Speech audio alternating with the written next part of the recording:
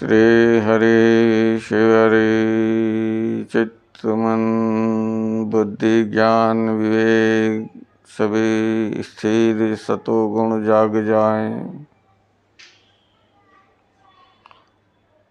अभी तक मैं यहाँ ब्रह्मांड में फिरते मेरे गुरु के आसन पर आया और मैंने जगत को देखा कि वो तो इतना चक्कर लगा रहा है, इतना चक्रावात में घूम रहा है कि वह कुछ समझ में नहीं आ रहा है।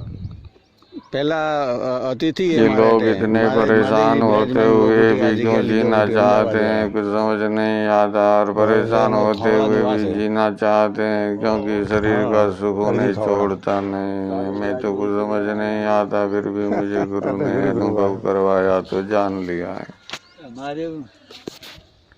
आपको भी वो बात समझाने आया हूँ, जब तुम इसका अनुभव करोगे तो ही प्राप्त कर पाओगे। बाकी तो सिर्फ बातें और बातें ही। मैं तुम्हें राम कथा, महाभारत कथा, बाइबल कथा, कुरान कथा, पुराण कथा या कोई भी ज्ञान की बातें समझाने नहीं आया हूँ। मैं सिर्फ तुम्हारे अंदर, तुम्हारे भीतर तुमको जगाने आया हूँ।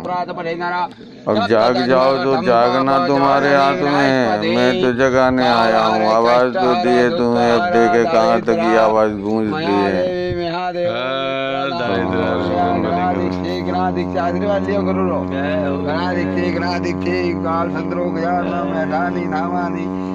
करो, आनंद करो, मौज करो, गौ वाली खूब सेवा करो। संतु गाँव में संतु पुष्ट गाँव में हृदय संतु गवा मत। हमारे एक पहला चलो जी है। घरा माँ गुरु है, माँ गुरु हमारे चेला है। पापो हम पाप कर्म हम पापा तम पाप त्राहि माम। एक रागड़ी बोले तिलक काड़ी नना गौरे नौमरी है जो मोड़ी बोले शिव भी जाता है।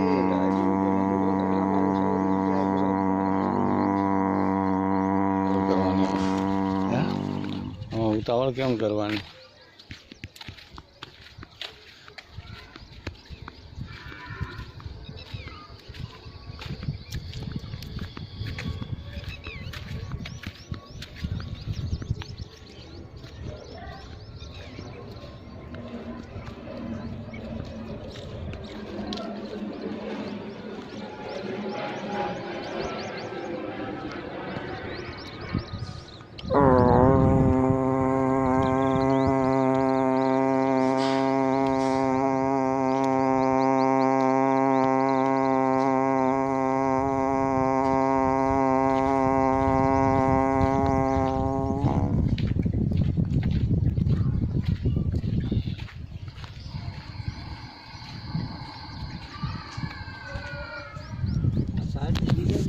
श्वासे श्वासे राम किरणकार लगा दो और खुद के शरीर में देखो कितने जनकार आ रहे। तुम्हें सत्य क्या ज्ञान हो जाएगा। चाहे तुम किसी भी धर्म, किसी भी बात, किसी भी जाति, किसी भी ऊंच, किसी भी नीच, कितने भी कपट तुम्हारे में भरे हुए हो और तुम ये रणकार करना शुरू कर दो, मेरे गुरुदेव तुम्हारी गारंटी ले लेंगे कि तुम्हारा कल्याण होगा। सिर्फ ऐसा ही नहीं है कि एक बार करोगे और एक बार करोगे तब तुम्हारा ध्यान रखेंगे कि तुम कहीं गलत मार्ग पर तो नहीं जा रहे हो, कहीं भटक तो नहीं रहे हो, कहीं विचलित तो नहीं हो रहे हो, कहीं तुम्हें भ्रमणा ने तो भटकाने के लिए माया जाल नहीं रची है।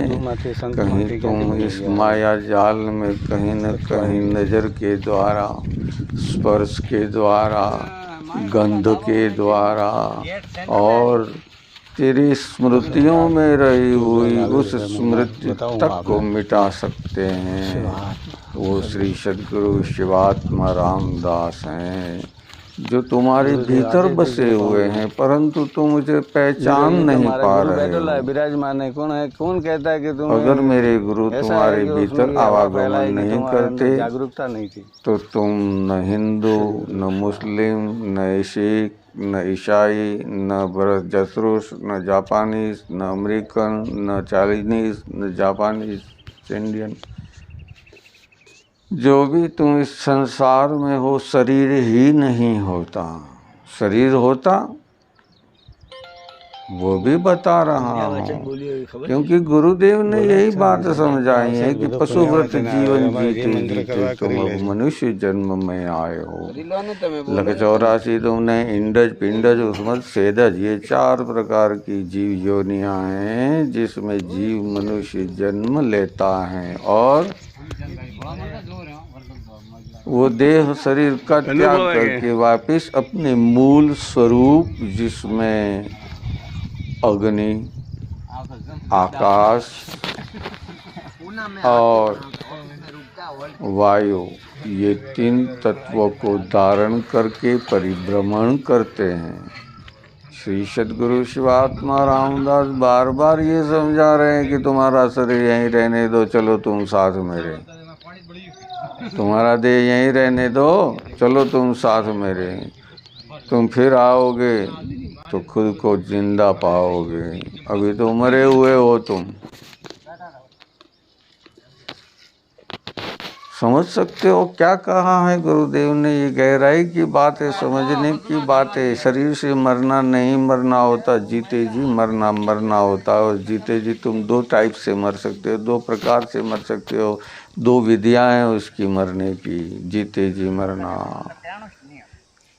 बुरे कर कर काम जगत में किया ऐसा नाम, जीते जी मर गया वो तो हो गया बदनाम। बस यही बहुत ताकत दी है, बहुत बल दिया है, बहुत बुद्धि दी है, बहुत ज्ञान दिया है, बहुत ऊर्जा दी है, बहुत शक्ति दी है। उस शक्ति का सदुपयोग करना तुम्हें कौन सिखाता है?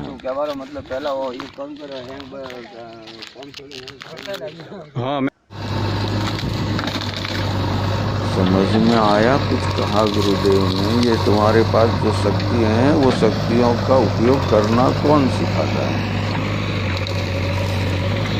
ये शक्तियों का उपयोग करना जब हम बाल्यावस्था में थे, न तो मेरे पास कोई शक्ति थी कि मैं इतने विशालकाय व्यक्ति के साथ लड़ सकूं, परंतु मेरे आत्मा की वो जो शक्ति थी वो मेरे साथ थी, जिसने मुझे ये देह स्वरूप अभी वर्तमान में प्राप्त करवाया है। और आप सभी उसी प्राप्त शरीर से यहाँ सुन रहे हो, समझ रहे हो, जान रहे हो। अब अनुभव तुम्हें करना है। सिर्फ जानने से, पढ़ने से, सुनने से, ज्ञान लेने से तुम्हारा कल्याण नहीं होगा। बार बार समझा रहा हूँ कि श्वासे श्वासे राम भजो। राम कौन? अब मैं वही समझा रहा हूँ कि रणकार तुम्हारी जिससे मिली हुई है वो सतोगुणी है, तमोगुणी है या रजोगुणी है। जिस शक्ति को भी तुम मान रहे हो, जिस देव को भी तुम मान रहे हो, जिस पावर की तुम आराधना करते हो, जिसके आगे तुम सजदा करते हो, जिसके आगे तुम झुकते हो और जिसके आगे ही तुम मांगते हो, उसने तो सब कुछ दे दिया है। अब तुम्हें मांगने की ज़रूरत ही नहीं है। क्यों मांगा करते हो बार बार मेरे पास? मैंने तुम्हें सब कुछ दे दिया है, परंतु तुम उससे अभी अज्ञान रहे थे।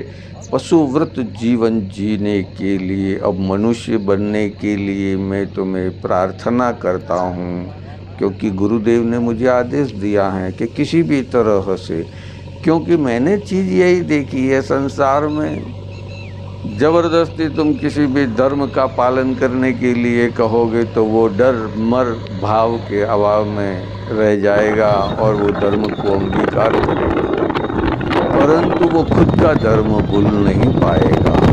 कैसे? अगर मैं किसी शैतानी यानी कि वाघ, शियार, बरू, लोमड़ी या जितने ही मांसाहारी जीव हैं उनके जैसा शरीर धारण कर लूं और मैं परिपक्व रहूं, 11, 12, 1 घंटे में उस कर्म से दूर रहूं ये हो नहीं सकता है, क्योंकि जीना है ना, जीने के लिए तुम्हें खाना होगा। तो ईश्वर ने इसीलिए सबसे पहले संसार के अंदर प्रकृति का ही उत्पात यानी प्रगति की है, उत्पत्ति की और प्रगति की है। वनस्पतियों की ध्यान रहे, इस पृथ्वी के ऊपर जितने भी फल फ्रूट वृक्ष पौधे जो कुछ पनप रहे हैं वो सारे ही जीवों को भोजन के लिए प्राप्त करवाए गए हैं। और इन शाखाओं में इतनी शक्ति है, वो शक्ति तुम्हें डोरी में दिखाई देगी, तार में दिखाई देगी, किसी लंबी चीज में दिखाई देगी।